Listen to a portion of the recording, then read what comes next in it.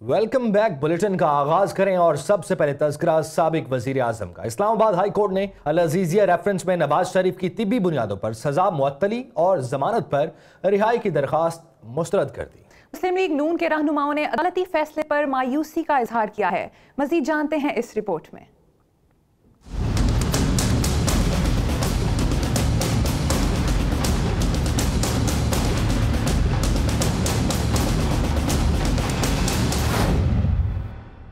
मुस्लिम league नून की उम्मीदों पर पानी फिर गया। इस्लामाबाद हाई कोर्ट ने नवाज शरीफ की दरखास्त जमानत मुस्तरद कर दी।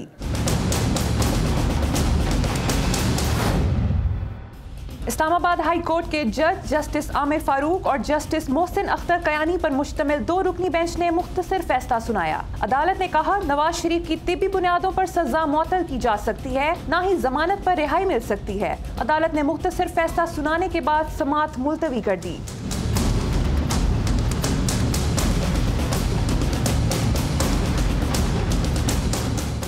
नवाज शरीफ की दरखास्त जमानत मुस्तरद होने पर अदालत के बाहर मौजूद नून लीगी कारकुनों ने शदीद नारेबाजी की। पार्टी रहनुमा कमरा अदालत से बाहर आए और अदालत के फैसले पर मायूसी का इजहार किया।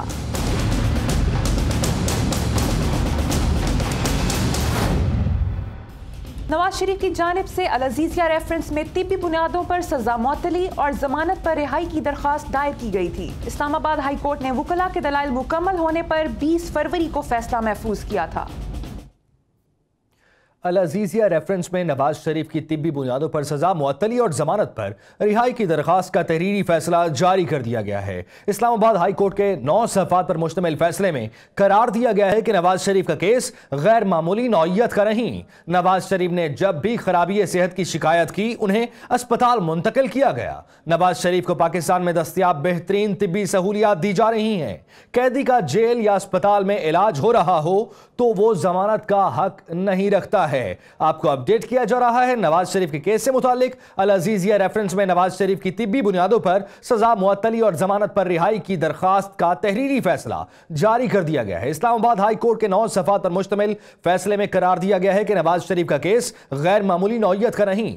नवाज शरीफ ने जब भी खराबी सेहत की शिकायत की, उन्हें अस्पताल मुंतकिल किया गया। नवाज शरीफ को पाकिस्तान में दस्तयाब बेहतरीन तिब्बी सहूलियात दी जा रही हैं। कैदी का जेल या अस्पताल में इलाज हो रहा हो तो वो जमानत का हकदार नहीं।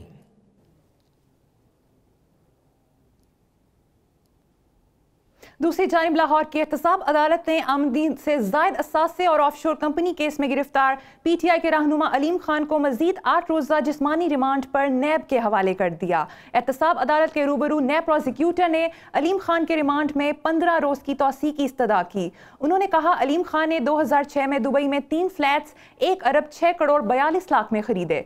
उन्होंने अपनी इन्वेस्टमेंट को मुख्फी रखा और ये जवाब नहीं दे सके कि दुबई पैसा कैसे गया। अलीम खान के वकील ने मजीद जिस्मानी रिमांड की मुखालफत की, ताहम अदालत ने उनका मजीद 8 रोज़ा जिस्मानी रिमांड देते हुए समाअत 5 मार्च तक मुलतवी कर दी। पेशी के मौके पर अलीम खान के बेटे ने अपने साथियों के हमरा सहाफ़ियों को कमरा अदालत में दाखिल होने से रोक दिया।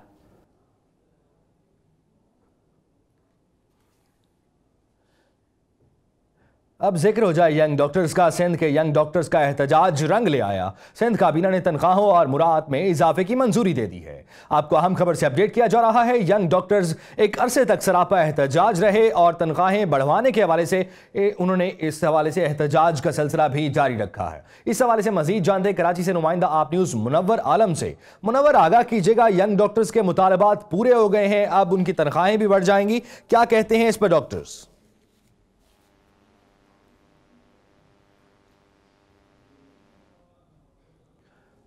मुनव्वर आलम से राब्ता कर रहे हैं। आपको यंग डॉक्टर्स के हवाले से आपको ये बताते चलें कि यंग डॉक्टर्स ने एक बड़े अरसे तक एहतजाज वक्तन फवक्तन जारी रखा और इस एहतजाज के दायरा कार को बढ़ाते हुए OPDs को बंद किया गया और बाज़ ऐसे भी मौक़े आए कि जहां पर ऑपरेशन थिएटर्स को भी बंद किया गया यंग डॉक्टर्स की जानिब से। और इस एहतजाज को मद्देनज़र रखते हुए सिंध हुकूमत के साथ उनके मुज़ाकरात हुए और सिंध की जानिब से ये यकीन दहानी कराई गई थी कि उन्हें मुराद भी दी जाएंगी, तनख्वाहें भी बढ़ाई जाएंगी। अब उनके मुतालबात मान लिए गए हैं। मजीद जानते हैं नुमाइंदा आप न्यूज़ मुनव्वर आलम से।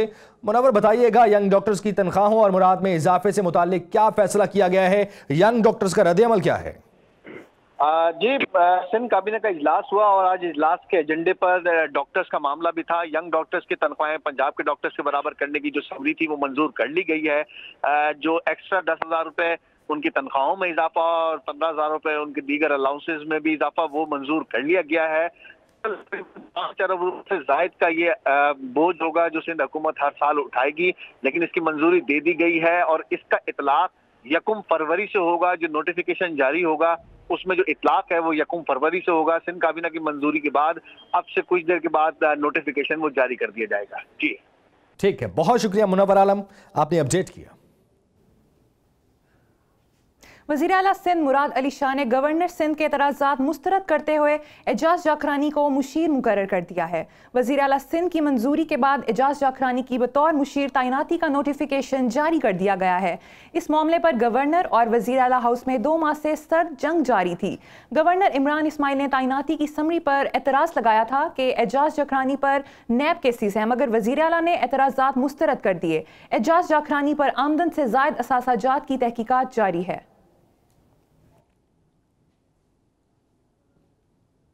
कराची के इलाके मलिर जाफर तैयार में 3 मंजिला रिहायशी इमारत गिर गई। हादसे में मियां बीवी जाँ बहक और 5 अफराद जख्मी हुए। मलबे तले दबकर अब तक 10 अफराद की मौजूदगी का खदशा भी जाहिर किया जा रहा है। DMC की मशीनरी और मेयर कराची वसीम अख्तर 3 घंटे बाद जाए हादसा पर पहुंचे। पाकिस्तान आर्मी की टीम भी इमदादी कार्रवाइयों में शामिल है। मजीद तफसीलात जानते हैं शहबाज खान की रिपोर्ट में।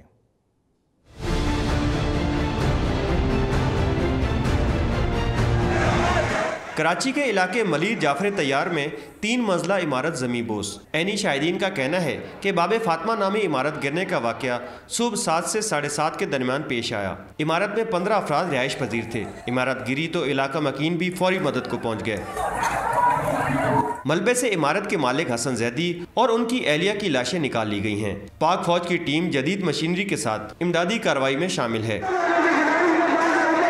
इमारत में रिहाइश पजीर जख्मी बच्चे शाहजैन को भी जिना अस्पताल मुंतकिल किया गया। आपको कैसे निकाला?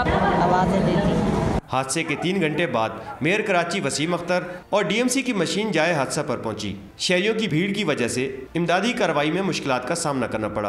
आप लोग नीचे आ जाए, खुदा का वास्ता है, आपको आपकी वजह से प्रॉब्लम हो रहा है। हादसे का शिकार इमारत के साथ दूसरी इमारत भी ज़ेरे तामीर है, जिसे मामूली नुकसान पहुंचा। कैमरामैन मयूद्दीन और साथी रिपोर्टर तनवीर बैलिम के साथ शहबाज खान, आप न्यूज़ कराची। और अब जिक्र अंदोनाक वाक़े का। लाहौर के इलाके बागनपुरा में देरीना दुश्मनी पर 2 सगे भाइयों समेत 3 अफराद को कत्ल कर दिया गया। बागबानपुरा के इलाके में कसाब की दुकान में मुसल्लह हमला आवारों ने गोलियां मारकर 3 अफराद को कत्ल कर दिया। फायरिंग से 2 सगे भाई और उनका एक करीबी अजीज जाँ बहक हुआ। तहरे कत्ल की वारदात के बाद मुलजिम मौके से फरार हो गए।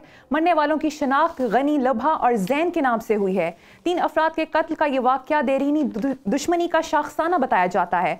पुलिस ने लाशें कब्जे में लेकर जरूरी कार्रवाई शुरू कर दी है।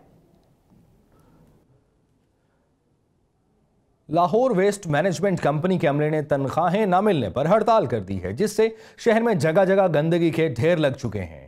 इस हवाले से आपको मजीद बताएं तो लाहौर वेस्ट मैनेजमेंट कंपनी के 300 से जायद कॉन्ट्रैक्ट मुलाजमीन को अभी तक तनख्वाहें नहीं मिल सकी। सफाई के अमले को तनख्वाह हर माह 1 तारीख को मिलती थी, मगर इस बार अभी तक तनख्वाहें नहीं मिली हैं, जिस पर मुलाजमीन ने हड़ताल कर दी है। शहर से कूड़ा उठाने वाले अमले की हड़ताल के बायस जगह जगह गंदगी के ढेर दिखाई दे रहे हैं। शहरियों का कहना है कि कूड़े के ढेर जमा होने से बीमारियां भी फैल रही हैं।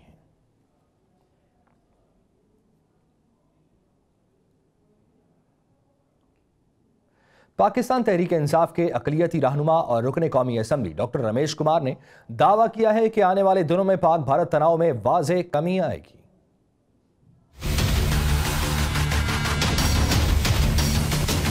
दौरे भारत के बाद सहाफियों से गुफ्तगू में उन्होंने कहा कि नई दिल्ली में वजीर आजम नरेंद्र मोदी और वजीर खारजा सुषमा स्वराज से मुलाकातें मुस्बत रहीं। नरेंद्र मोदी से तमाम मामलात पर गुफ्तगू हुई, लेकिन अभी तफसीलात नहीं बता सकता। मेरी जो वहाँ पे एक्सक्लूसिव जो मुलाकातें हुई हैं, तो मैं समझता हूँ उसकी रिजल्ट जो है आपको 12 घंटे के अंदर नरेंद्र मोदी का जो एक टेम्परेचर था वो आपने देखा कि डाउन आपको मिला। डॉक्टर रमेश कुमार पाक भारत कशीदगी में कमी के लिए इंतहाई पुरुमीद दिखाई दिए। उनका कहना था कि पाक भारत में मेरी जो भी बात हुई उसके मुस्बत असरात चंद दिन में नजर आएंगे। पाक भारत ताल्लुकात में यूरोपीय मुल्कों जैसी हम आहंगी लाना मेरा ख्वाब है। मुझे जो पॉजिटिव रेस्पॉन्स वहाँ पे मिला है, आप देखेंगे कि अब ये 70 सालों के जो मसले मसाइल है वो किस खूबसूरती के साथ, किस फेथ के साथ आगे बढ़ रहे हैं। डॉक्टर रमेश कुमार ने सहाफियों को बताया कि उन्होंने भारतीय हुकूमत की दावत पर हुकूमत पाकिस्तान की इजाजत से हिंदुस्तान का दौरा किया है। आने वाले दिनों में उनकी मुल्की क़यादत से भी अहम मुलाकातें होंगी।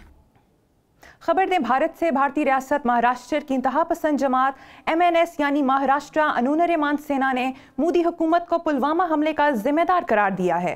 राज ठाकरे कहते हैं मोदी ने इलेक्शन जीतने के लिए अपने ही फौजी मरवा दिए।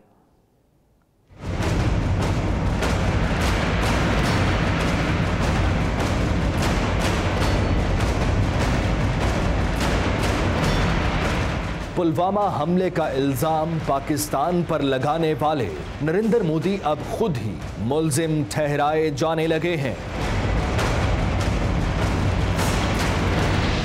भारतीय इंतहा पसंद जमात MNS के रहनुमा और बाल ठाकरे के भतीजे राज ठाकरे ने पुलवामा हमले का इल्जाम नरेंद्र मोदी पर धर दिया। महाराष्ट्र में एक तकरीब से खिताब में कहा, नरेंद्र मोदी ने आम इंतखाबात जीतने के लिए अपने ही फौजी जवानों के खून से हाथ रंग लिए। राज ठाकरे का कहना था, पुलवामा हमले की हकीकत जानने के लिए कौमी सलामती के मुशीर अजित डोवल से तहकीकात होनी चाहिए। पता चले कि भारतीय फौजी किसने मारे। अजित डोवल या एका माणसाची जर कसून चौकशी झाली ना तर सगळ्या गोष्टी बाहेर पडतील। राज ठाकरे ने इल्जाम लगाया, मोदी के दौरे हुकूमत में सियासी फायदे के लिए सिक्योरिटी फोर्सेस पर जानबूझकर हमले करवाए गए। राज ठाकरे ने कांग्रेस का इल्जाम भी दोहरा दिया। बोले, पुलवामा हमले के बावजूद मोदी अपनी तशहीरी फिल्म की शूटिंग में मगन रहे। दूसरी जानिब भारत की खुफिया एजेंसी रॉ के साबिक सरबराह SA दुल्लत ने नरेंद्र मोदी को होश के नाखुन लेने का मशवरा दे दिया है। कहते हैं जंग कोई पिकनिक नहीं होती है। भारतीय मीडिया के मुताबिक दुल्लत ने कहा है कि वजीर आजम मोदी पहले तोलें फिर बोलें। दुल्लत ने मोदी जी को खरी खरी सुनाते हुए कहा, उनके इश्तियाल अंगेज बयानात का नतीजा हमारी आने वाली नस्लों को भुगतना पड़ सकता है। उन्होंने मोदी और उनके रफका के बयानात की मजम्मत की और सवाल उठाया कि इस जंग का अंजाम क्या होगा। पाकिस्तान के साथ जंग कोई पिकनिक नहीं, आज हथियार बदल चुके हैं, जरा होश के नाखुन लें। दुल्लत ने वजीर आजम को मशवरा दिया कि कश्मीरियों के दिल जीतें, आप जंग नहीं जीत सकते। भारत की मुतनाज़ा शुमाल मशरिकी रियासत अरुणाचल प्रदेश में हालात कशीदा हो गए। मुजाहिरीन ने नायब वज़ीर आला और वज़ीर जंगलात के बंगलों को आग लगा दी। झड़पों में 2 अफराद हलाक और मुतअद्दिद जख्मी हो गए।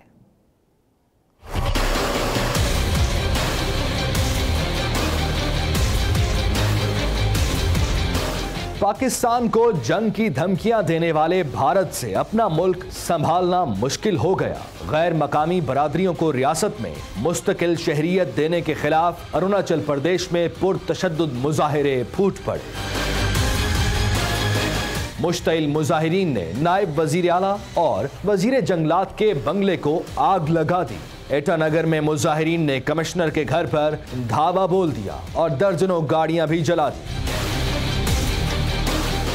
पुलिस से झड़पों में 2 अफराद हलाक और मुतअद्दिद जख्मी हो गए। हालात खराब होने पर 2 अजला में कर्फ्यू नाफिज करके फौज बुला ली गई। इसी माह भारतीय वजीर आजम नरेंद्र मोदी के अरुणाचल प्रदेश के दौरे पर चीन ने शदीद एहतजाज किया था। खबर शामिल करते हैं। लाहौर से यूनिक स्कूल में तलबा के एजाज में अलविदाई तकरीब सजाई गई। तलबा ने समाजी मसाइल पर मसाहिया ड्रामा पेश करके खूब दाद समेटी। म्यूजिकल परफॉर्मेंस ने तकरीब को 4 चांद लगा दिए। लाहौर से रिपोर्ट कर रहे हैं मलिक उस्मान जहीर।